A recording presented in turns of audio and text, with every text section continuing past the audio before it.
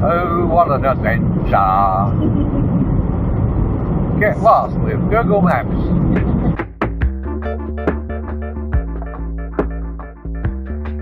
Good morning, everybody.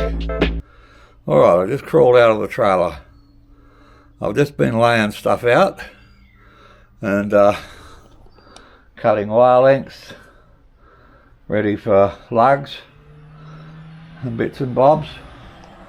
Alright, so what we've got there is the battery's in and it's turned off, so this is all safe to wire. Never do this with a live. If your battery can be turned off, turn your batteries off, okay? And then put a voltmeter on it and make sure it's off, because one short and you can damage the BMS in the battery, any lithium battery. Okay, so what we got there, we're coming out of the battery straight up into the first bolts of the Victron Links distributor. Okay, and that's got a 250 amp fuse on it. Then for the next one there's another 250 amp fuse that drops down and goes to the big 250 amp circuit breaker over there, and then that continues down to the winch. Okay, and then in the next one across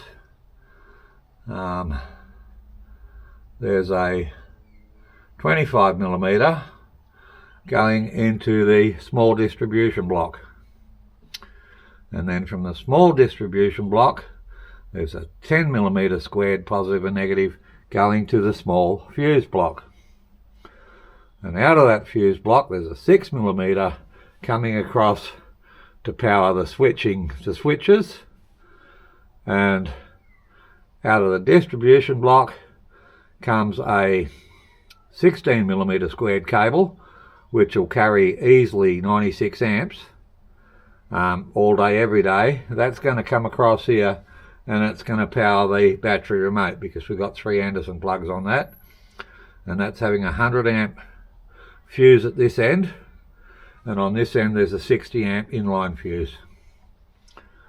So that's where I'm at today, this morning. I got no idea what time it was. I had my morning coffee and come out and laid everything out and got to work. Yeah, it would have looked nicer if I used a new piece of aluminium, but why waste aluminium? There's plenty of spots left in this one for holes yet. So we just laid it all out. Yes, the lids all fit, they all secure on there. And the most important thing is, if there's ever a blown fuse, all these things have lights on them, so it'll tell us which fuse is blown, and then it's easy for me to work out where the problem might be. Okay, but I'm using all the wire I'm going to be using is all double shielded. It's going to be a lot more harder for the mice to chew through it, and yeah, it's going to be interesting. How do you like Ziggy's new paint job, by the way, people, on the kitchen? I mean, it's just something we knocked up, you know. This is a camper trailer, it's not a luxurious motel, and it's just meant, you know, if it gets destroyed we just rebuild it again. But yeah, it's looking pretty good. I like that. Ziggy did really well. Ziggy made that, by the way, not me. Ziggy did. Okay, so it looks really good. And that's about it. So the next step is to put all the lugs on the wires that I've already cut, get those ready. I've got to send Ziggy to town to buy some more 35mm squared because I run out of it, and that will complete the wiring down to the winch end. Okay, I think it's going to look really nice when it's all laid out and done, because we won't see the battery anymore, because there'll be a big door in front of it with an inverter hanging on it and the RCD and all that sort of stuff.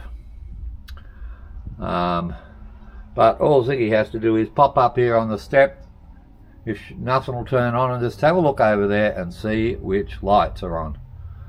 and then we can just lie on top of the fridges and quickly change the fuse and find out why it blew. Easy peasy, lemon squeezy. Lovely, you gotta love it. Well, I just climbed out of the trailer. That's an exercise in itself, let me tell you. Okay, so I got the backbone of the wiring done. That's a mixture of 35mm and going to the small power distributor, 25mm Boswell welding cable. It's really good, not to be confused with a cheap rubbish wire you can buy. It can carry a lot more amps than I'll ever need. Okay, so as you can see on the Lynx power distributor over there's a couple of fuses missing. That's because I didn't have one. The first fuse on this side that's missing is the battery fuse, and then we've got the inverter. That's got a 175 amp fuse in it, because you all know a 2000 watt inverter, 2000 watts divided by 12.8 is 156 thereabouts. So that 175 should be perfect. The next one needs a 250 in it, purely for underload of the winch, and we've backed that up with a 250 amp circuit breaker, a really good one. Okay, don't use the little cheap flimsy ones you get, because they're not meant for 100% duty. The big heavy ones that I've used over there, they're waterproof, they're everything, but they're actually designed for 100% duty cycle. So they're the ones to buy for solar or any winch running or anything like that. And you can see it's got a black and a red cap on the wiring, because I ran out of red, I can't find any more, so I put a black one on there. I know what it is, and anyone that knows how to wire what it is. So that is the backbone of the wiring, and Ziggy said she likes it because it looks neat. Isn't that right, love? Yes, it is. Yes, it is. So I've still got to wire in the solar charge controller, the hot water pump, which is actually a cold water pump, but it pressurizes the hot water system. And then I've got to run all the wires and the communications cables I need over to this side. So that's what I've achieved today. And yeah, I'm quite happy with that. I'll just give you a quick look. I'm just walking past you for a minute, Ziggy, just so you know the sort of cable I'm talking about, not to be confused with some of the rubbish you get. This is